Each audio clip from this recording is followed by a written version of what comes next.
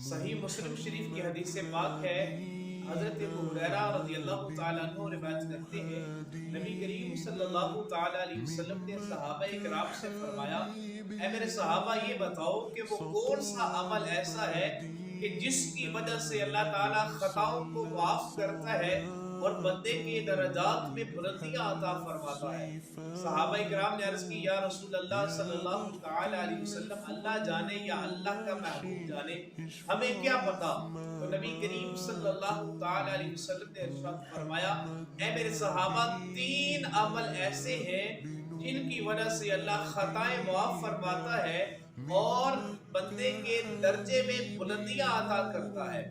پہلا عمل کریم آقا صلی اللہ تعالی علیہ وسلم فرماتے ہیں کہ جس وقت پہ وضو کرنا مشکل ہو، اس وقت پہ وضو کرنا یہ خطاؤں کو معاف کرتا ہے اور بندے کے درجات میں بلندی کرواتا ہے۔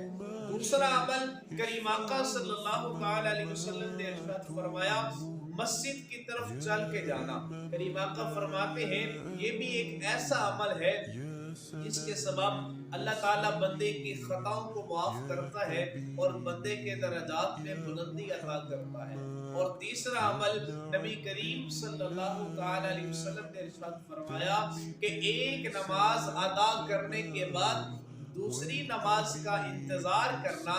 حضور فرماتے ہیں اس کی وجہ سے بھی اللہ تعالیٰ بندے کی خطاؤں کو معاف کرتا ہے اور اس کے درجات میں بلندیاں عطا کرتا ہے۔ محمد نبینا